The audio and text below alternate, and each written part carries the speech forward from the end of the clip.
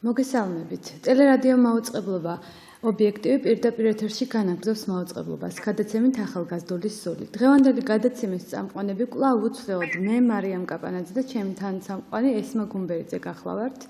დღევანდელ გადაცემას ესმა კვლავ სკაიპის საშუალებით შემოვერთდება. ესმა ხაზზე ხარ? დიახ, მოგესალმებით. პირველ რიგში აუცილებლად უნდა გავაზიარო ჩვენი საკონტაქტო ინფორმაცია. 2388 არის ჩვენი ტელეფონის ნომერი, ხოლო სკაიპის მისამართი არის ობიექტივი 2 ლათინური ასოებით. დღეს ესეთი თემა გვაქვს, რომელზეც ნამდვილად კარგი და საჭირო იქნება თქვენი მონაწილეობა, თქვენგან კომენტარები, კითხვები და თქვენგან თანამონაწილეობა ამ გადაცემაში. დღეს ჩვენთან სტუმრების სიმრავლე მეტყოლებს ამ თემის აქტუალობაზე, იმიტომ რომ ჩვენ დღეს ძალიან ახალგაზრდულ საკითხებს ვსაუბრობთ, კერძოდ კი ახალგაზრდებისა და სტუდენტების დასაქმების შესახებ. და ჩვენი სტუმრები არიან სოციალური პოლიტიკის მკვლევარი ალექსანდრა აროშვილი, თბილისის სოლიდარობის ქსელის წევრი ელენე ბერიაშვილი, ლაშა ურუმაშვილი, აუდიტორია 115-ის აქტივისტი და ასევე გიორგი ჩიხრაძე. შეიძლება წარადგინოთ თქვენი თავი აქტივისტი ბრძანებით თქვენს აუდიტორიის, როგორც მე ვიცი. მოგესალმებით ყველას, ძალიან დიდი მადლობა გადაცემაში მომბრძანებისთვის და მონაწილეობისთვის. მოდი სანდრაცი დავიწყოთ. თუ შეიძლება სანდრა მოკლედ მოგვიყვეთ, როგორც მკვლევარმა სოციალური პოლიტიკის რა ძირითად პრობლემებს აწყდებიან ახალგაზრდები, განსაკუთრებით სტუდენტები დასაქმების დროს და ფართო სურათი რა არის ამ კუთხით საქართველოში? მოგესალმებით ყველას, მივესალმები მაყურებლებს.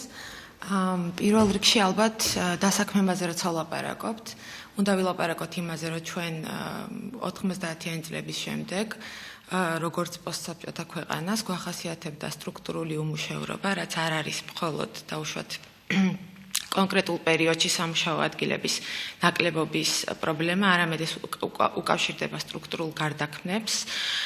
როგორც ვიცით, ჩვენთან საბაზრო ეკონომიკაზე გადასვლის შემდეგ გაჩნდა ახალი პროფესიები და ახალი მოთხოვნადი სპეციალობები, რომლებსაც ვეღარ უპასუხა, ანუ ამ მოთხოვნას ვეღარ უპასუხა არსებულმა სამუშაო ძალამ და დღეს უკვე 25 წელი გავიდა თითქმის და დღესაც კი უმუშევრობის მაჩვენებელი, რომელიც ჩვენ გვქონდა დავუშვათ 98 წელს 12% უმუშევრობის დონე, დღემდე გვაქვს იგივე, თუმცა ეს მონაცემიც არის საკმაოდ საკამათო და ასე ვთქვათ, თქვა ვერ ასახავს ობიექტურად არსებულ მდგომარეობას, იმიტომ რომ ჩვენთან თვითდასაქმებულების რაოდენობა არის ძალიან დიდი, 60%-ს აღწევს და ისინი პრინციპში ითვლებიან უმუშევრობად, ანუ ოფიციალურად დაუსაქმებელი თუ არის 12%, ამას ემატება კიდევ 50%-ზე მეტი თვითდასაქმებული ადამიანი, რომელიც თავს ირჩენს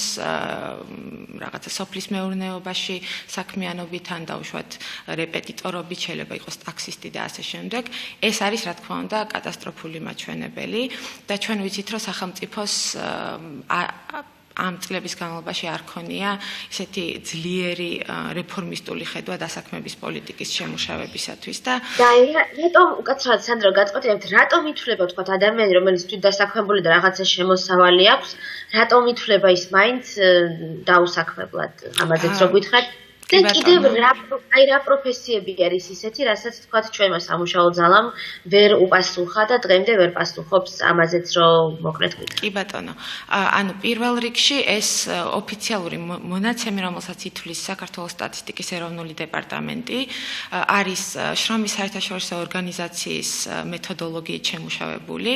შრომის საერთაშორისო ორგანიზაცია ამ მეთოდოლოგიაში მოიაზრებს თვითდასაქმებულებსაც, როდესაც ითვლის სხვა ქვეყნებში უმუშევრობის მაგრამ იქ ძირითადად ესენი თვითდასაქმებულების დიდი ნაწილი წარმოადგენს მეწარმეებს. ჩვენთან ასე არ არის, მხოლოდ 2% არიან მეწარმეები, დანარჩენი ამ რაღაცა 60%-დან დაახლოებით არის ან სოფლის მეურნეობაში დასაქმებული, ან ოჯახურ საწარმოში უსასყიდლოდ მომუშავე პირი, ასე ითვლება. და ამიტომ არის ჩვენი მეთოდოლოგია, ასე ვთქვათ, არც ისე ცოტა აცდენილი ჩვენი საქსტატის მეთოდოლოგია კონტექსტთან. რაც შეეხება პროფესიებს, თუ დავუშვათ 1-10 წლის წინ, ან 15 წლის წინ ეს პროფესიები ძირითადად უკავშირდებოდა უფრო მაღალანაზღაურებად სამუშაო ადგილებს, როგორიც არის მენეჯერის პოზიცია და ასე შემდეგ, რა გამოწვევასაც უპასუხა პრინციპში კერძო უნივერსიტეტებმა და არა სახელმწიფომ და ამ სპეციალობაზე, ამ სამუშაო ადგილებზე დასაქმებული ადამიანები ძირითადად წარმოადგენენ დღეს კერძო უნივერსიტეტების კურსდამთავრებულებს. დღეს შრომის ბაზარზე ყველაზე დიდი მოთხოვნა არის სპეციალობებზე, როგორიც არის სტილისტი, მიმტანი და ასე ვთქვათ, მომსახურების სფეროში შექმნილი სამუშაო ადგილები, იმიტომ რომ ჩვენს ეკონომიკაში ყველაზე დიდი სექტორი, სადაც ყველაზე მეტი ადამიანი მუშაობს, არის სწორედ მომსახურებისა და ვაჭრობის სფერო. თქვენ როგორ ფიქრობთ, ან რა ცვლილებები უნდა შეიტანოს სახელმწიფომ იმისათვის, რომ თქვენი ხედვა, რა თქმა უნდა, შეხედულებას ვერ ვიტყოთ, მაგრამ რა ცვლილებები უნდა შეიტანოს სახელმწიფომ იმისათვის, რომ დასაქმდნენ, უფრო მეტად დასაქმდნენ, თუნდაც ახალგაზრდები პირველ რიგში.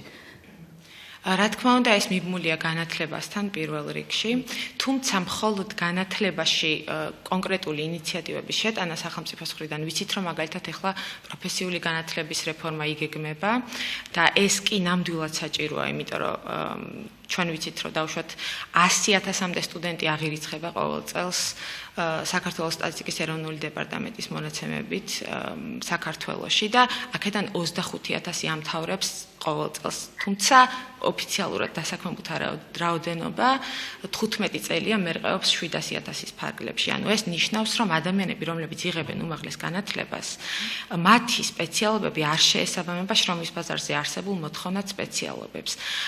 და იმისთვის, რომ დავუშვათ ამდენი კურსდამთავრებული არ გყავდეს უმაღლეს განათლებაში, რომელიც განწირულია უმუშევრობისთვის, ან თვითდასაქმებისთვის, ან არასაკუთარი სპეციალობით, ან სხვა სპეციალობით დასაქმებისთვის, დავუშვათ ძალიან მისასალმებელია პროფესიული განათლების სფეროში გადადგმული ნაბიჯები. თუმცა, აქ არის უკვე პოლიტიკის საკითხი, ანუ რისთვის აკეთებს ამას სახელმწიფო აკეთებს, იმიტომ რომ კერძო სექტორს ჭირდება სპეციალისტები, რომლებიც არ ყავს და მხოლოდ დავუშვათ დამსაქმებლის და ბაზრის მოთხოვნაზე ორიენტირებული, თუ სტრუქტურულ გარდაქმნაზე და გრძელვადიან პერსპექტივაში განვითარებაზე, რომელიც უკვე კომპლექსური საკითხია და მოიაზრებს არა მხოლოდ განათლებას, არამედ დასაქმებას და ეკონომიკურ პოლიტიკას და სხვა სოციალურ სფეროებს, რომლებიც მთლიანად შეადგენს როგორც სხვადასხვა სოციალური და ეკონომიკური ცვლადები აი ამ პრობლემის უმუშევრობის მთლიან კომპონენტს. ზარია მგონი ეთერში, ეს მაბოდიშკი მგონი ზარია ეთერში. გისმენთ ხაზზე ხართ თქვენ? აიო, მოგესალმები. მე უბრალოდ თქვენთან არანაირი პრეტენზია არ მაქვს, მაგრამ ჩემი აზრი მინდა გამოვთქვა, რამდენი გადაცემაც არის, აი ვაკვირდები, მიმტანი უკვე რა არის, ისე გააჯერილეს ეს მიმტანი, თითქოს და საქართველოს მიმტანებას აქციეს და აი მიმტანი მრუში და ტაქსისტი, თითქოს აი ასეთნაირად ასოციაციას იწვევს. თუ შეიძლება სახელი შეუცვალეთ, ან წარამარა მიმტანი საქართველოს მიმტანად გვაქციეს და რაღაცნაირად რა ვიცი, რაღაც ტერმინოლოგია მაინც შემოიღეთ ახალი, მიმტანი და რაღაც არის. სულაც ჯერს უკვე რა ქართველები და მიმტანები. მადლობთ თქვენი აზრისთვის. ან კიდევ შეკითხვას დაგისვამთ, გონი დაასრულეთ ხო თქვენი აზრი თუ არა?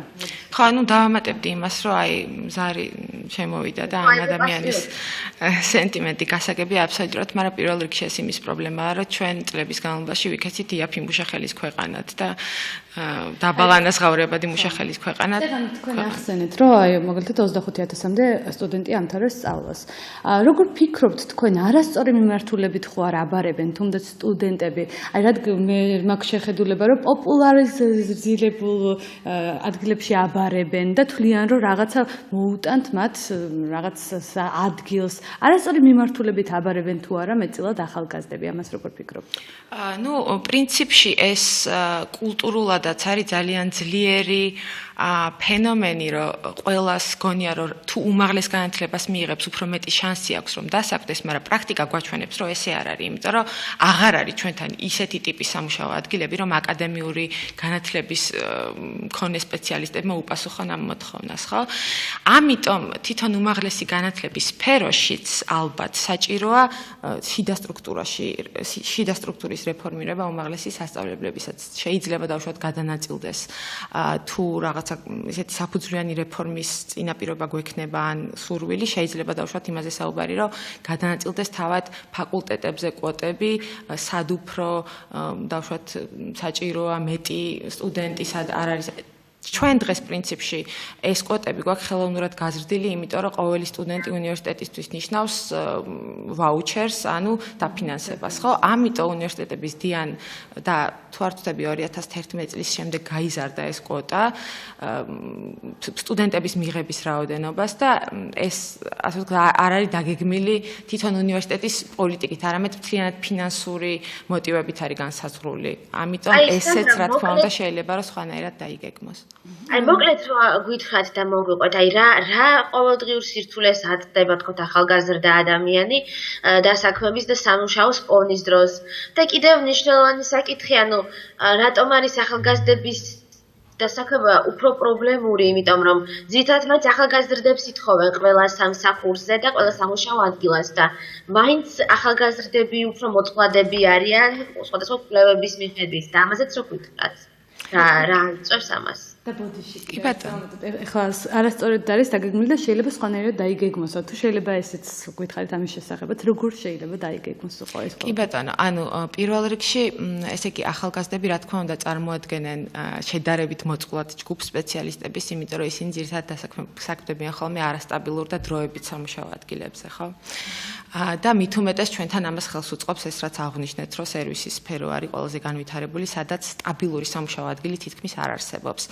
ამას ემატება ისიც, რომ ასეთი ტიპის სამუშაო ადგილებზე დასაქმებულები თვითონ სამუშაო ადგილზე შრომითი პირობების და შრომითი უფლებების თვალსაზრისითაც აწყდებიან ძალიან ბევრ გამოწვევებს, ამაზე ელენეც ისაუბრებს, ჩემზე უკეთესად ალბათ და ძალიან მნიშვნელოვანია ის, რომ დავუშვათ ახალგაზრდები, რომლებიც იღებენ უმაღლეს განათლებას უნივერსიტეტებში, მათი ერთ-ერთი ესეთი შრომის ბაზრის კვლევაში, რომელიც სახელმწიფომ ჩაატარა, ერთ-ერთი მნიშვნელოვანი კომპონენტი და მონაცემი იყო ასევე იმის შესახებ, რომ დასაქმება ჩვენთან ძირითადად ხდება არაფორმალური კავშირებით, ანუ სამუშაოს მაძიებლები, ვაკანსიებით ძალიან რაღაცა 1% იყო თუ არ ვცდები ვაკანსიით და CV-ს გაგზავნით ან გასაუბრებით მიღებული აპლიკანტების რაოდენობისა. ეს არის არაფორმალური კავშირები, ჩვენთან არაფორმალური კავშირები საკმაოდ დღემდე ძალიან მნიშვნელოვანია და ამიტომ ეს აჩენს კიდე თავისთავად თავის მხრივ უთანასწორობის პრობლემას კიდე აღრმავებს, იმიტომ რომ ის ადამიანები, რომლებსაც გარკვეული სოციალური კაპიტალი აქვთ დაუშვათ ოჯახიდან ან ცხოვრობენ ქალაქად ან უფრო მეტი შეხება აქვთ დაუშვათ სხვადასხვა ქალაქში ორგანიზებულ სხვადასხვა კულტურულ თუ სოციალურ ასე ვთქვათ ინსტიტუტებთან ისინი უფრო აი ამ არაფორმალური კავშირებით უფრო მეტად ხვდებიან შემდგომ სხვადასხვა ტიპის სამუშაო ადგილებზე. ანუ ეს სოციალური მობილობის პრობლემა. ეს მარტივი პრობლემა არის ნეპოტიზმის და ნაცნობობის, ასე ვთქვათ. ესეც ვერ ვიტყვით, იმიტომ რომ ეს სტრუქტურული პრობლემაა, იმიტომ რომ თუ არ არსებობს გამართული სახელმწიფო ინსტიტუტები და მექანიზმები, იქ ყოველთვის არის ნეპოტიზმი და არაფორმალური კავშირები, ასე ვთქვათ, ანუ ეს ვიღაცის ინდივიდუალურ პრობლემად ხო ვერ განვიხილავს და ეს სოციალური მობილობის პრობლემაც არის, იმიტომ რომ ადამიანები, რომლებსაც სოციალური მობილობის განხორციელების საშუალება ან უფრო მაღალ სოციალურ საფეხურზე ასვლის საშუალება არ ეძლევათ, მუდმივად რჩებიან რაღაცა ერთ და იგივე სივრცეში. თუმცა აი მას შემდეგ რაც ეს სერვისის სფერო განვითარდა, უფრო და უფრო მეტი ადამიანი რეგიონიდან და ძირითადად ადამიანები, რომლებსაც ან არ აქვს საშუალება რომ სწავლის ფული გადაიხადონ, ან უკვე ჩააბარეს და ვერ იხდიან და სტატუსი აქვს ჩაჩერებული, ან საერთოდ არ აბარებენ, აი სწორედ ისეთი ადამიანები მუშაობენ აი ამ სერვისის სფეროში. უნდობლობის მომენტი ჩდება ხოლმე, რატომღაც ვთვლიან რომ არ გაუმართლებ და მაინც არ მიმართავენ ამ სფეროს, ხო? ანუ რაღაცა მიიღებულობენ მეც მომდის ხოლმე ხანდახან შეტყობინებები, რომ აი დასაქმების სფერო რაღაცა ეს უნდობლების მომენტი უჩნდებათ ხოლმე მეტწილად ახალგაზრდებს. ესეთი შეხედულება მაქვს მე ყოველ შემთხვევაში. მოდი, ესმა, გადავიდეთ ელენეზე, თორე დაგვეჭაგრა დანარჩენი სტუმრები, ხო? დიახ, ნამდვილად ელენეს აუცილებლად უნდა ვკითხო, აი ყოველდღიურობა ახალგაზრდისა, რომელიც ცდილობს, თქვათ, დასაქმებას, ან არის დასაქმებული. აი რა პრობლემებს აწყდება მაგალითად აი სტუდენტი, რომელსაც სურს სამუშაოს მოძიება, აქვს სამსახური, მაგრამ თქვათ რა მაინც ძალიან დიდი პრობლემები ეგივე თქვათ ხელფასის ანაზღაურება არაადეკვატური, თუ იქნება ეს დროის ნაკლებობა და სამუშაო გრაფიკის შეუთავსებლობა, თუ რა არის ეს პრობლემები ამაზე კონკრეტულად რო გითხრათ? მადლობ ესმა საინტერესო შეკითხვისთვის. სანდრამ ძალიან კარგად დაახასიათა დღევანდელი გარემო და მოცემულობა და ის პრობლემები, რომელსაც აქვს ძალიან მრავალწახნაგოვანი ხასიათი. რაც შეეხება ახალგაზრდებს, უნდა ვთქვათ, რომ პირველ რიგში, როდესაც ახალგაზრდები ხდებიან სტუდენტები, ჩვენ ვთქვით, რომ ეს გარკვეულწილად არის კულტურული მომენტი, როდესაც ისინი ვერ ირჩევენ სწორ პროფესიებს და მერე უჭირთ დასაქმება. ანუ ეს გარკვეულწილად პროფორიენტაციის პრობლემაც არის, როდესაც მათ არ აქვთ ინფორმაცია, სად შეიძლება ისწავლონ უკეთესად, რომელი მიმართულება შეიძლება გახდეს მათთვის მისაღები, ან რომელია შრომის ბაზარზე უფრო მეტად მოთხოვნადი და ასე შემდეგ. ბოლოს პრემიერმა შეიმუშავა 4 პუნქტიანი სამოქმედო გეგმა, რომლის თანახმადაც ცალსახად უნდა იყოს განსაზღვრული პრიორიტეტი, განათლება და პროფესიული განათლება, თუმცა აქ ექცევა ყურადღებას განათლების პოლიტიკა უნდა შემუშავდეს შრომის ბაზარზე ორიენტირებით. თუმცა როდესაც ამას არტიკულირებენ, ხშირად ავიწყდება შრომის ბაზრის არარეგულირებადი ხასიათი და რა ხდება შრომის ბაზარზე. ერთია ჩვენ გვინდა განათლება და გვინდა დასაქმება, მაგრამ როდესაც საქმდებით ეს ცალკე პრობლემაა. უშუალოდ სტუდენტებზე რო ვისაუბროთ, სტუდენტები ცდილობენ სწავლასთან შეთავსებით იპოვონ სამსახურები, მაგრამ ეს სამსახურები არის ძალიან ცოტა და მხოლოდ შეიძლება სერვისის და მომსახურების სფეროში დასაქმდნენ და სერვისის და მომსახურების სფერო სწორედ ის სფერო, რომელიც გამოირჩევა ხშირი და უხეში დარღვევებით შრომითი უფლებების თვალსაზრისით და შესაბამისად ამ დროს დიახ, მოგახსენებთ ახლავე, შესაბამისად ამ დროს სტუდენტი დგება ფაქტობრივად ისეთი მოცემულობის წინაშე, რომ მას უწევს არჩევანის გაკეთება, ისწავლოს თუ გააგრძელოს მუშაობა.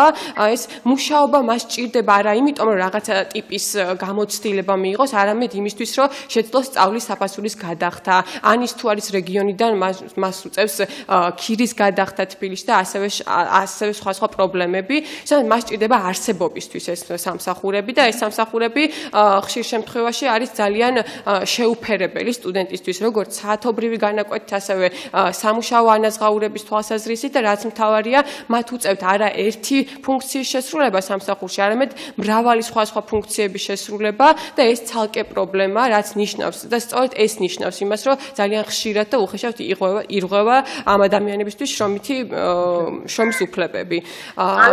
ანუ ის რომ მაგალითად შეიძლება კვირაში 60 საათი მოუწიოს მუშაობა რა შემთხვევაშიც რა თქმა უნდა ის ვერ შეძრებს სასწავლო პროცესში მონაწილეობას, ხო თუნდაც. დიახ, ჩვენს გარშემო ძალიან ბევრი სტუდენტი იყო, უშუალოდ მეც რო ვსწავლობდი და ვსწავლობ, არიან ადამიანები ჩვენს გარშემო, რომლებიც მუშაობენ იმისათვის, რომ იცხოვრონ, გადარჩნენ, თუმცა საბოლოო ჯამში და ისწავლონ, მაგრამ საბოლოო ჯამში ისე ხდება, რომ მათი სამუშაო მოვალეობები მთლიანად ითვისებთ მის სამუშაო ძალას და ისინი ვეღარ ახერხებენ პროფესიული თვალსაზრისით რეალიზებას, ვერც უნივერსიტეტში სიარულს და სათანადო დროს ვეღარ უთმობენ ამ საკითხს, რაც ნიშნავს იმას, რომ ძალიან რთულია ამ ადამიანებისთვის ცხოვრება და მუშაობა. ეს ერთი კატეგორია, მაგრამ მეორე უშუალოდ რაც ხდება სამუშაო ადგილებზე, ვითომ და ნახევარ განაკვეთიანი სამსახურები პირობითად, რომელსაც თავდაპირველად თავაზობს დამსაქმებელი სტუდენტებს, სინამდვილეში აღმოჩნდება, რომ ეს არ არის არც ნახევარ განაკვეთიანი და არც ნორმირებული სამუშაო კვირა და ძალიან ხშირია ესეთი შემთხვევები.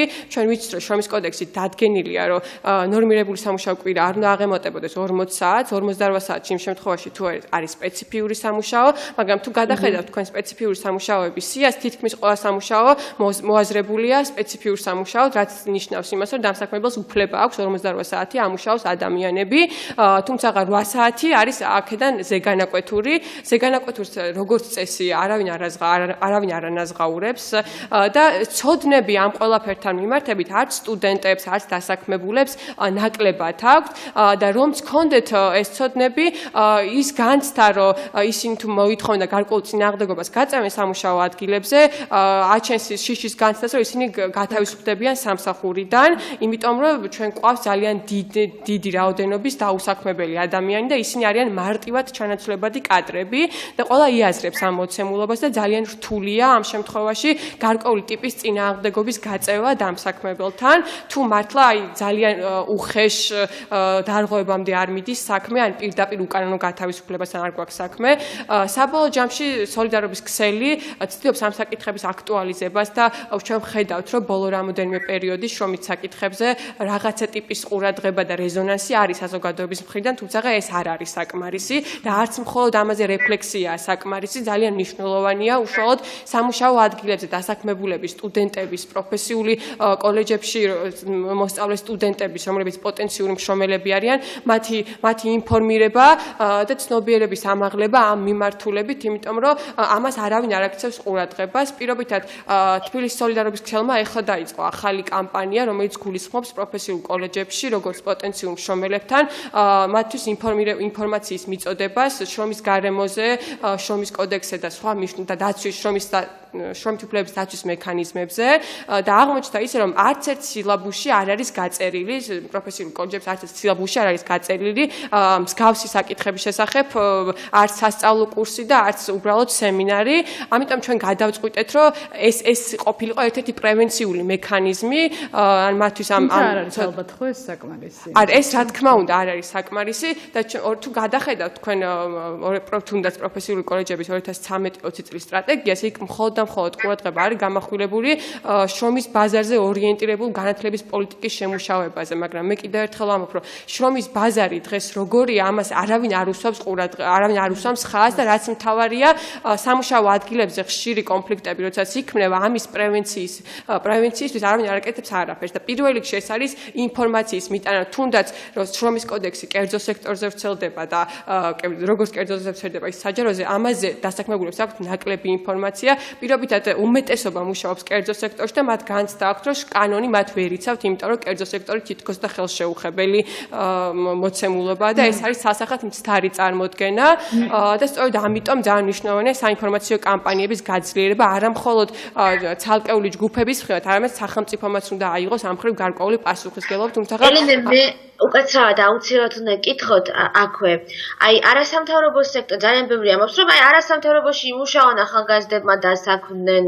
თქვენ პირადადაც გაქვთ არასამთავრობოში მუშაობის გამოცდილება და რო გითხრათ, თქვათ, რა პრობლემა შეიძლება იყოს, თუნდაც იგივე არასამთავრობოში მუშაობას რა ნაკლი აქვს, თქვათ, დასაქმებას.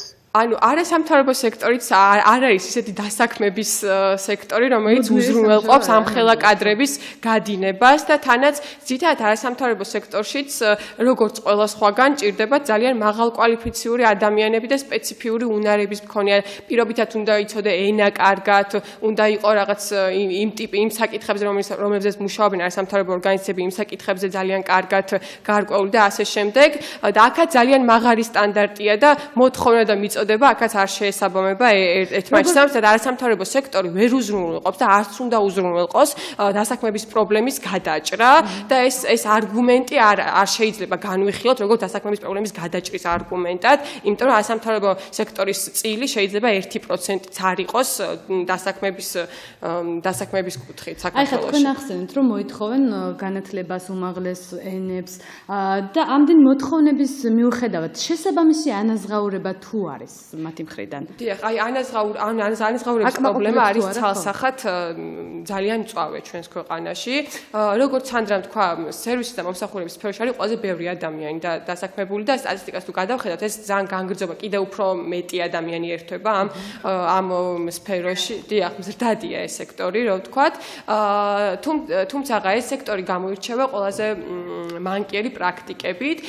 აქ არ არის ძალიან მაღალი კვალიფიკაცია საჭირო თუმცა სწორედ ამიტომ ისინი ამას ძალიან კარგად იყენებენ და ხშირად ეწევიან და იქ დასაქმებული ადამიანების ექსპლუატაციას და ჩაგვას და ასე შემდეგ. ყველაზე ხშირია ამ სექტორში დარღვევები შრომის კოდექსი და არა მარტო შრომის კოდექსი. როგორ ფიქრობთ თქვენ თვითონ დასაქმებულმა ადამიანებმა ხო არ უნდა შეიწანონ ამისათვის წვლილი რომ ეს პრობლემა აღმოგვფრათ გამოთქვან პრეტენზია არის თუ არა ეს საჭირო მიუხედავად იმისა რომ შიში აქვთ ამ დაკარგვის და რაღაცა ანუ საკუთარი პოზიცია ხო უნდა დააფიქსირონ მათ არა არა და ერთ ვიტყვი აუცილებლად უნდა თქვა ეს შიში არის ძალიან დიდი მართლაც აი იყო შემთხვევა როდესაც შემოიხედე გენაცვალეში ერთ-ერთ ფილიალში პირდაპირ მომხმარებლების თვალწინ ერთ-ერთი მიმტანი გააგდო უფროსმა დაახლოებით ესეთი სიტყვებით როგორც გაეთრიე აქ აღარ დაგინახო ანუ ადგილზევე გაანთავისუფლა ასე თქვა სამსახურიდან თანაც აი ესეთი დამამცირებელი ფორმით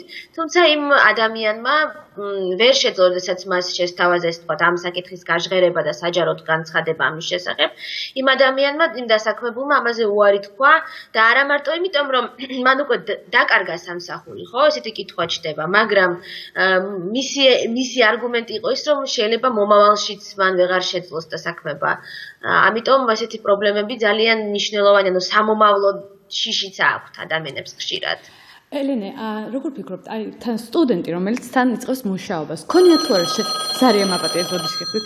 გისმენთ პირდაპირ ეთერში ხართ? გამარჯობათ, მოგესალმებით.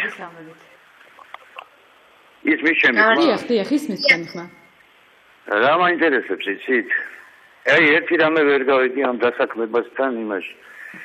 მიმართებაში, აი ვისაც დასაქმება უნდა, სამსახური უნდა. სანამ მიყვარს ხალხო უნდა აუხსნათ იმ დამსაქმებებს, აი გაგიბარათ გასაუბრებაზე ან სამსახურში მიღებაზე. უნდა აუხსნათ. თქვენი მოთხოვნები უნდა წამოუყენოთ. იმას რო თავისი მოთხოვნები.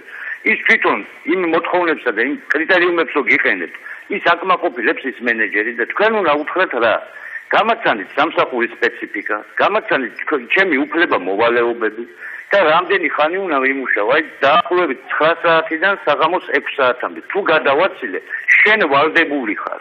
რომ გადამიხადო და მეორე წეგან რო ახსენეთ შემოიხედე გენაცვალეშიო რაღაც ის მოხდაო რაღაც ოფიციანტი გააგდო ჩემთვის რო ეს გაეკეთებინეთ მე არანაირ ახსნას არ დავიწყებდი ან მენეჯერთან პირდაპირ დავაყენებდი საგადასახადო სამსახურს არც მე და არც სხვას აი ეგრე გავუკეთებდი და გავაფუჭებდი და საშვილიშვილო დავახურინებდი იმ რესტორანს არიციან ხოლმე სამწუხაროდ კიდევ ერთხელ ახსენეს გოგოებმაც და არიციან ხოლმე საკუთარი უფლებები და ამიტომ ხდება ხოლმე ეს ყველაფერი. ელენე, გეკითხებოდით რას? ან სტუდენტი რომელიც სწავლობს, პოულობს სამსახურს, ქონია თუ არა, მე როგორც ვიცი, არის ხშირი შემთხვევები, როცა ანებებს სწავლას თავს და იწყებს იმ სამსახურთან შეგუებას და მუშაობას მუდმივად.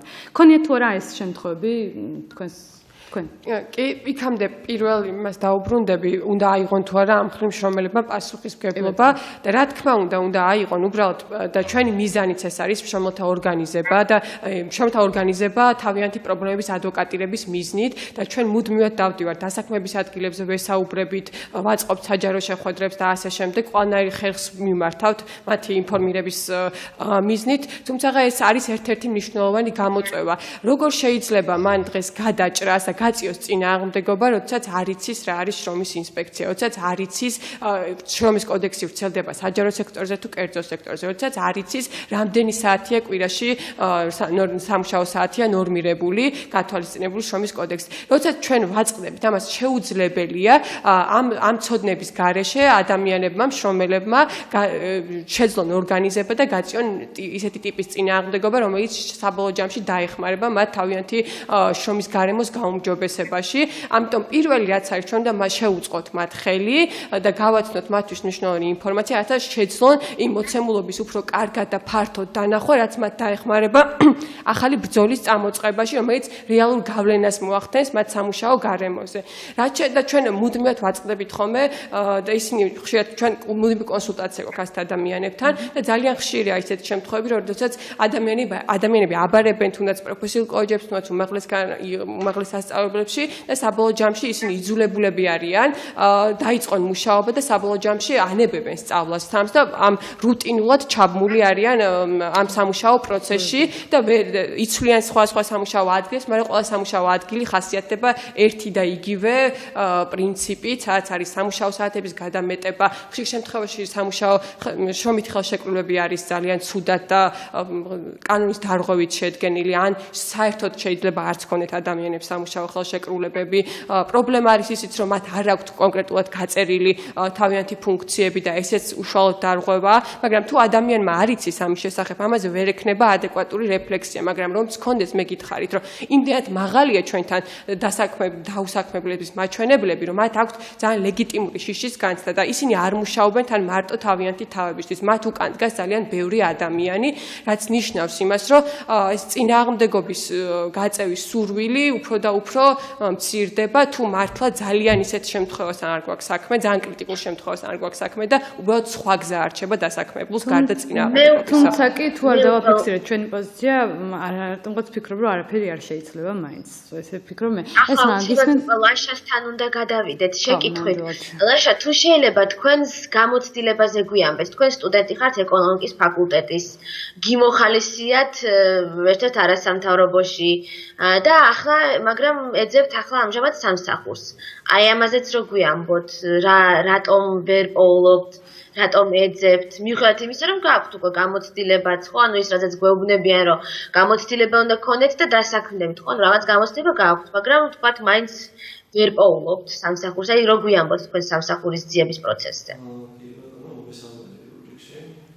თავიდანვე უნივერსიტეტის ჩაბარებიდან მოყოლებული, საწყისი ეტაპიდან დავიწყე რა თქმა უნდა სამსახურის ძიება და იქიდან გამომდინარე, რომ საკმაოდ რთულია ზოგადად სტუდენტისთვის სამსახურის მოძიება და შესაბამისად პირველ კურსელი სტუდენტისთვის მით უმეტეს რთული მოსაძიებელია სამსახური. პირველი რისი საშუალებაც მომეცა, ეს იყო ერთ-ერთ არასამთავრობო ორგანიზაციაში, არ დავასახელებ.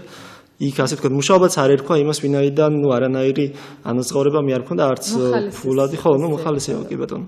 დაახლოებით 1 წლის განმავლობაში მუშაობდი, ასე ვთქვათ, იმისთვის, რომ მქონოდა რაღაც გამოცდილება, რაც შემდგომში მომავალში დამეხმარებოდა იმაში, რომ რაღაც სხვა სამსახურში გადავსულიყავი, დამეწყო სხვაგან მუშაობა, ვინაიდან ის დაკისრებული მოვალეობები, რაც იმ არასამთავრობო ორგანიზაციაში მევალა, ირიბად მაინც იყო დაკავშირებული იმასთან, თუ რაზეც ვსწავლობ რა, ეკონომიკაზე ვსწავლობ და ჩემი მოვალეობები იყო ამასთან დაკავშირებული.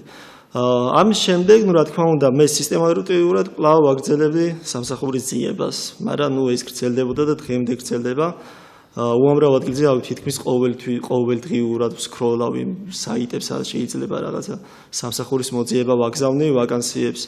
ხშირ შემთხვევაში არ ვიცი, გასაკვირიც კი არა, იმიტომ რომ ძალიან ხშირად ყველა იმ მოთხოვნას აკმაყოფილებს ვაკანსია, რომელიც მითითებულია, მაგრამ არასდროს არ გირეკავენ, ან გირეკავენ და მიდიხარ გასაუბრებაზე, შემდეგ იქ აღმოჩნდება, რომ როგორც იყო აღწერილი აღწერაში, სამსახურის იქ აბსოლუტურად სხვანაირი ვითარება ხდება და პრაქტიკულად გიწევს უარის თქმა იმ უაზრო სისტემაში და სხვანაირ პირობებზე რო გითხრათ, ანუ რაში მდგომარეობს ეს განრიგი სამუშაო მოვალეობები რა არის? იქიდან გამომდინარე, რომ დღეს პრაქტიკულად არც კი არსებობს ნახევარგანაკვეთიანი სამსახური და თითქმის ყველა სამსახური არის სრული განაკვეთით. სტუდენტისთვის ეს ძალიან რთულია, იმიტომ რომ სწავლის და მუშაობის შეთავსება ერთად არის საკმაოდ რთული. როდესაც კვირაში შენ გიწევს 40 ან 48 საათი მუშაობა, ამავდროულად სწავლას პრაქტიკულად ვერ არხერხებ და დგები არჩევანის წინაშე. ან უნდა იმუშაო იმისთვის, რომ ისწავლო და სწავლის გადასახადი გადაიხადო და როდესაც მუშაობ და აკეთებ იხდი სწავლის გადასახადს, მერე შენ ვეღარ ახერხებ სწავლას, იმიტომ რომ დრო არ რჩება სწავლის. სამ პირიქით სწავლობ და მერე ვერ მუშაობ და ვერ იხდი გადასახადს, შესაბამისად შემდეგ ვეღარ სწავლობ. ძალიან ორი უკიდურესობის წინაშე დგა. გამოცდილება არ გიგროვდება პროფესიულ კვალიფიკაციას ვერ გამოიმუშავებ ადამიანი, იმიტომ რომ ვერ სწავლობ რეალურად და შემდეგ ეს დასაქმებაში გიშლის ხელს, ერთხელ ორი უკიდურესობის წინაშე. ან უნდა ისწავლო და ვერ იმუშავებ, იმიტომ რომ მე სწავლის გადასახადს ვერ იხდი, თუ იმუშავებ და პირიქით რა, ეს ძალიან რთული ვარიანტია ამ შემთხვევაში. აი სახელმწიფო სამსახურზეც რო გითხართ ძალიან საინტერესო არის ხო? სახელმწიფო სამსახურებში კონკურსები წესით ღიაა ხო? ტენდერი ცხადდება ვაკანსია არის კონკურსი, მაგრამ უმეტესად კი ბატონო, უმეტესად სახელმწიფო სამსახურებში სტუდენტს ალბათ მუშაობის დაწყება შეუძლია დაამთავრებელი კურსის სტუდენტებს რა. მანამდე ანუ საწყის ეტაპზე პირველ, მეორე, ხშირად მესამე კურსის სტუდენტებსაც არანაირი საშუალება არ აქვთ და შესაძლებლობა არც აძლევენ იმის საშუალებას, რომ იმ დაიწყონ სახელმწიფო სამსახურებში მუშაობა, კონდეთ რაღაც გარკვეული გამოცდილება და პრაქტიკულად ეს საწყის პერიოდი სწავლის პირველი რამდენიმე კურსი გიწევს ისევ მომსახურების სფეროში მუშაობა, სადაც საკმაოდ რთული პირობებია, დასაქმებულებს უყურებენ როგორც საკუთარ საკუთრებას და ხშირად ახდენენ მათ ჩაგვრას როგორც პირდაპირ, ასევე ირიბად. ერთ უხერხულ შეკითხვას დავსვავ თუ შეიძლება თქვენის ნებართვით. აი აუდიტორია 115-ის წევრებში თუ ყოფილა ესეთი შემთხვევა, რომ სახელმწიფო სექტორში მისულა და აი ამ ჩართულობის გამო უარი უთქვეთ მისთვის. პირადად ჩემ შემთხვევაში არ ყოფილა ასეთი შემთხვევა, მაგრამ მე რა თქმა უნდა მსმენია ძალიან ბევრჯერ, ძალიან ბევრისგან, რომ იმის გამო, რომ აუდიტორიის ამ საქმიანობის გამო, რომ რაღაცებს ვებრძვით, რაღაც სისტემებს და ასე შემდეგ, ძალიან ხშირ შემთხვევაში ყოფილა ასეთი შემთხვევა, როდესაც ასე ვთქვათ დაუბლოკავთ ეს პიროვნება თავისი აქტივიზმის. კონკრეტულად თუ შეგიძლია გითხრა. მე იქიდან გამომდინარე, რომ ჩემ შემთხვევა არ იყო, მე თავისუფლებას ვერ მიცემ უბრალოდ სპისი სახელი და გვარის დასახელებას და ასე შემდეგ. ესმა დიახ, მოდი გიორგისთან გადავიდეთ კითხვით. თუ შეიძლება გიორგი თქვენი გამოცდილება გაგვიზიაროთ და თქვენი პერსპექტივა ამ პრობლემებზე, ახალგაზრდების დასაქმებაზე, რა ბარიერს აწყდება სტუდენტი, რა ბარიერს აწყდება თუნდაც უნივერსიტეტის უმაღლეს დამთავრებული ახალგაზრდა, რომელიც აი ახლა თქო ეძებს სამუშაოს. მოგესალმებით, დიდი მადლობა მოწვევისთვის. წინა გადაცემა, როგორც ვიცი, დაითმო აუდიტორია 115-ს, მიზნებს, პრობლემებს, გამოწვევებს, საითკენ როგორ დაიწყო მოძრაობა, საითკენ მიდის, ნუ იქაც გაჟღერდა ძალიან მნიშვნელოვნად, რომ ეს არ ყოფილა რაღაც სტუდენტური თვითმმართველობის საპირწონე ძალად შექმნილი მოძრაობა. იქ გამოიკვეთა სერიოზული პრობლემები და როგორც ვიცით, უნივერსიტეტში არსებული კრიზისული მდგომარეობის პარალელურად ჩვენ შრომით საკითხებზეც აქტიურად მუშაობთ და გარდა იმ რაღაცა პერმანენტული აქციებისა, რომლის საჭიროებას დღევანდელი სოციალური და პოლიტიკური კატაკლიზმების პირობებში აუცილებელია, ჩვენ ამ საკითხებზეც აქტიურად მუშაობ და თანამშრომლობ სხვადასხვა მოძრაობებთან. მე მინდა ვილაპარაკო ბოლო დროინდელ ფაქტებზე, ფრესკოს და ბიბლუსის საკითხებზე, იმიტომ რომ ძირითადი საკითხებზე უკვე გოგოებმა ილაპარაკეს, ლაშამ ილაპარაკა საკუთარ გამოცდილებაზე და უფრო პრაქტიკულ ნაწილში რო გადავიტანო ეს საკითხი, ბიბლუსში იყო მდგომარეობა, როდესაც ბიბლუს გალერეაში დასაქმებული ადამიანები გაიფიცნენ უწევდათ 60 საათის განმავლობაში, ერთი კვირაში 60 საათის განმავლობაში სამუშაოს შესრულება და ანაზღაურება იყო 250-300 ლარის ფარგლებში. ამის პარალელურად ფრესკოში წავაწყდით ძალიან სერიოზულ პრობლემებს, სადაც იქ უსამართლოდ ექცეოდა მაგალითად დამსაქმებელი ბატონი ვასილ სოფრომაძე ამ ადამიანებს და მე თქვენის ნებართვით უფრო ხილული რო გავხადო ეს ფაქტები, მინდა 1-2 ფრაზა წავიკითხო საჯაროდ, რომლებსაც თვითონ ფრესკოში დასაქმებული ადამიანები ყვებოდნენ, აი ერთ-ერთი დასაქმებული ამბობს, რომ კონტრაქტზე ხელი ისე მოგვაწერინეს, რომ არც აგვაკითხეს ბოლომდე, როდესაც ვცდილობდით, რომ წაგვეკითხა ბოლომდე, გვაიძულეს და გვითხრეს, რომ მომხმარებლები გელოდებიან და დაუბრუნდით თქვენს პოზიციას. ანუ ეს ერთ-ერთი ისა რა ქვია, განცხადება და მეორე იყო ძალიან მტკივნეული საკითხი ესეც, რომ 12 საათის განმავლობაში მოგწყვიტეს გარესამყაროს, ჩამოგვართვეს მობილური ტელეფონები, არ ქონდა გარეთ გასვლის უფლება ჩვენი შესვენების დროს, ვერ უკავშირდებოდით ვერც მშობლებს, ვერც შვილებს, ვერავის საერთოდ და ვიყავით გამოკეტილების სრული ამ სიტყვის მნიშვნელობით ციხეში. ანუ ეს იმისთვის, რომ უფრო ხილული გავხადოთ ეს საკითხები, მე პირადადაც მქონია გამოცდილება სფეროში მუშაობის და იქ დანახულმა ექსპლუატაციამ და ჩაგვრამ ძალიან დიდი ტრავმები შემიქმნა. მოკლედ რუტინული სამუშაო შესრულება გვიწევდა 12 საათის განმავლობაში და მოლარე ოპერატორი, რომელსაც ყოველდღიურად ფინანსებთან, ფულის თვლასთან აქვს შეხება, შეიძლებოდა რაღაცა ერთი შეცდომის გამო მერე გამხდარიყო რაღაც მსხვერპლი იმისი, რომ ჩამოჭრილიყო დაექვითათ ამ ადამიანისთვის. როგორ ფიქრობთ, რატომ აქვთ ეს პოზიცია დასაქმებულების მიმართ?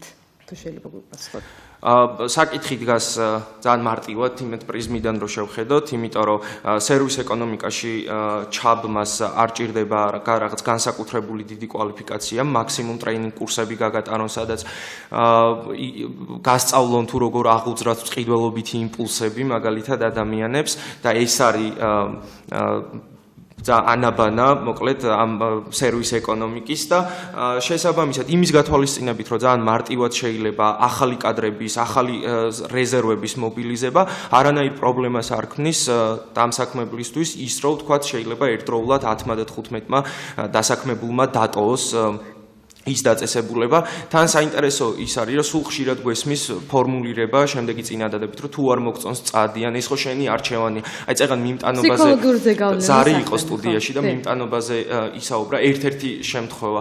მაგ დროს პასუხისმგებლობა უნდა იყოს უფრო მნიშვნელოვნად სახელმწიფომ, იმიტომ რომ დამსაქმებელსა და დასაქმებულს შორის რაღაც მოლაპარაკების მაგიდასთან მარტო დატოვება, ისა რაღაც ტრაგიკული შეცდომა და ქმეთის შრომით ინსპექციაზეც ისაუბრეს მოწვეულმა სტუმრებმა, რომელსაც დღესდღეობით ჩვენ და სამწუხაროდ მხოლოდ და მხოლოდ სარეკომენდაციო ხასიათი აქვს და მას არ შეუძლია დაწესებულებაში პირდაპირ შესვლა დაწესებულების დირექტორთან, მეპატრონესთან მოლაპარაკებების გარეშე და რეალურად არ აქვს არანაირი ბერკეტი და არ ხდება კანონის აღსრულება, იმ შრომის კოდექსის აღსრულება, რომელიც მეტნაკლებად წინა ხელისუფლებასთან შედარებით მეტნაკლებად გაუმჯობესდა.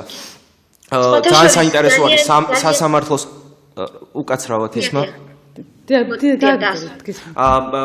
საკითხი მინდა კიდე გამოვყო სასამართლოსთან დაკავშირებით. ჩვენ ამ საკითხს უნდა მივდგეთ ძალიან სტრუქტურულად და რაღაც ცალკეულ შემთხვევებზე არ უნდა ვილაპარაკოთ, იმიტომ რომ ეს მიმტანობის შემთხვევა გასაგებია, მტკივნეული საკითხია, მაგრამ მოდი ესე დავსვათ საკითხი, რომ ამ ადამიანს გაუმართლა, შეიძლება იმიტომ რომ გაბედა ლაპარაკი, გაუმართლა იმიტომ რომ შეიძლება ვიღაც შეესწრო ამ ამბავს, თუმცა ამის მიღმა ძალიან ბევრი ადამიანია, რომელიც ძალიან დიდ რას განიცდის ყოველდღიურად. მან ერთი საკითხი დგას ესე, რატო ჩვენი ოპონენტები ხშირად სვამენ შეკითხვას, რატო სასამართლოს გზით არ აპირებენ დავის წარმოებას და ასე შემდეგ. ესაა ძალიან დიდი, ხანგრძლივი, დაღლილი პროცედურები, რომელსაც სჭირდება ნერვები, რომელსაც სჭირდება მატერიალური მხარდაჭერა და მოდი შევთანხმდეთ იმ საკითხზე, რომ ადამიანი, რომელსაც 12 ხანდახან 15 საათის განმავლობაშიც კი მზად არის იმუშაოს ყოველ დღე და არიაროს უნივერსიტეტში, იმიტომ რომ ქირა გადაიხადოს, იმიტომ რომ რეგიონიდან არის ჩამოსული, იმიტომ რომ ბანკის ძალიან დიდი ვალები აქვს, მე მგონი რომ არ აქვს იმის ფუფუნება 1 წლის განმავლობაში იაროს სასამართლოში და აწარმოოს დავები, თუმცა ამის რაღაც პოზიტიური შედეგებიც გვაქვს, რომ ცალკეული შემთხვევები ყოფილა, როდესაც რაღაც დადებითად გადაწყვეტილა ამ ადამიანის. როგორ ფიქრობთ? აი ბავშვად ადამიანმა მიმართა სასამართლოს, ყოველს შეგიძლიათ ამ კითხვაზე პასუხს გებთ. მიმართა სასამართლოს და როგორ ფიქრობთ, იქნება თუ არა ამ შემთხვევაშიც დასაქმებულის დაჩაგვრის მომენტი? ანუ სასამართლო ხელს შეუწყობს თუ არა დამსაქმებელს უფრო მეტწილად, რადგან თანხა გარკვეულწილად დამსაქმებელი უხდის სახელმწიფოს თანხას. ანუ ეს ფაქტები, ან თუ ფიქრობთ ამას, რომ სასამართლო გარკვეულწილად დაუჭერს თუ არა დამსაქმებელს მხარს?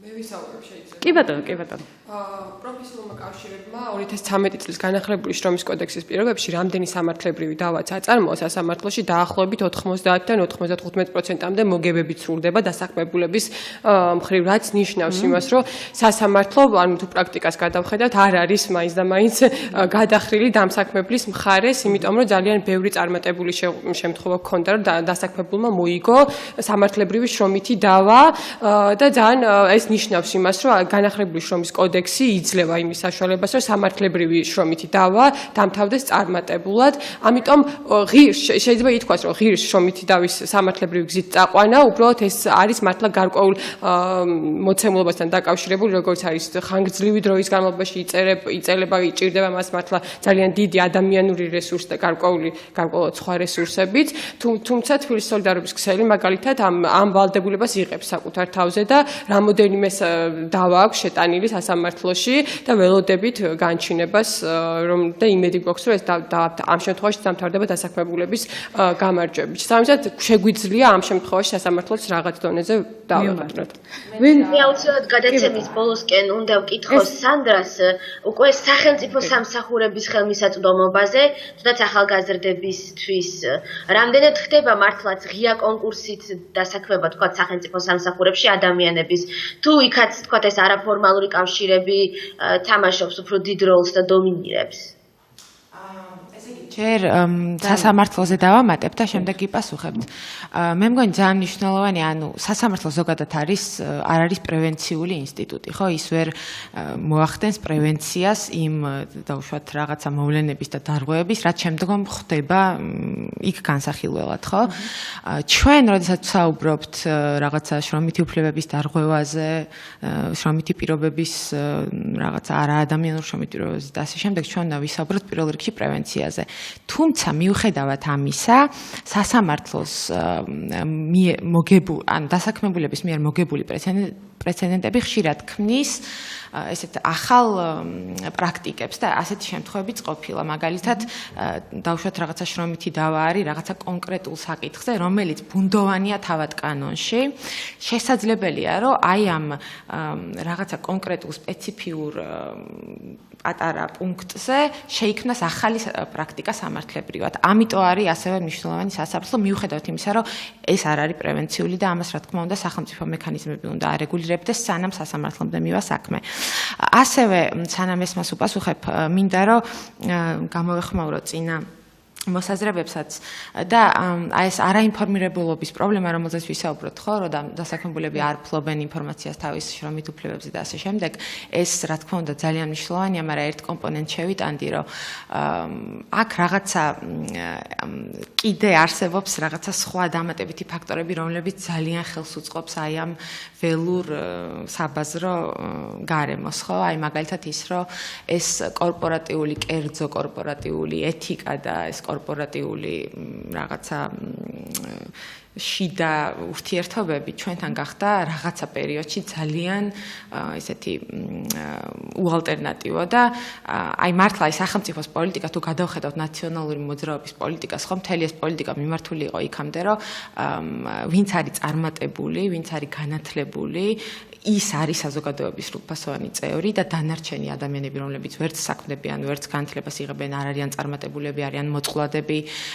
ესენი საერთოდ არ ითვლებიან საზოგადოების წევრებად. ანუ სიღარიბე იყო დასჯადი და რაღაცა ადამიანები, რომლებიც რაღაცა კერძო სექტორში აღწევდნენ წარმატებას, ერთად ეს მენეჯერთა კლასი და ასე შემდეგ და ასე შემდეგ, ისინი ითვლებოდნენ სამაგალითო მოქალაქეებად, ხო? აი ეს კულტურა შეიქმნა. კი, რა თქმა უნდა, რომლის საფუძველიც არის აბსოლუტურად ნაციონალური მოძრაობის მიერ გატარებულ ეკონომიკურ პოლიტიკაში. და აი ეს კულტურა არის ძალიან, ესე იგი, რომ კლასობრივად რომ შევხედოთ, ხო, ეს კულტურა როგორ მოქმედებს დაუშვათ მაღალ კლასზე და დაბალ ფენებზე, იმიტომ რომ საშუალო კლასი შეიძლება ვთქვათ, რომ არც ყავს საქართველოში. მივალთ იქამდე, რომ აი ესეთი ტიპის კულტურული რაღაცა ნარატივი თავში, რომ აი ეს წარმატება და რაღაც ეს კორპორატიული აი შეგვიძლია ვნახოთ აი ესეთი მსხვილი კერძო კომპანიების სლოგანები და რეკლამები და მათი მთელი ინფორმაციული კამპანიები ძირითადად აგებულია იმაზე, რომ ჩვენ ერთი ოჯახი ვართ და ესეთი ტიპის, რაც არ არის მხოლოდ ქართული პრაქტიკა, ეს ზოგადად ახასიათებს ესეთ კერძო მსხვილ კომპანიებს და აი აქ მნიშვნელოვანი არის, რომ მაღალ ფენებზე, დაუშვათ მაღალ კლასზე, რომელიც ძალიან პროცენტულად ძალიან ცოტა არის ჩვენ ქვეყანაში, ხო?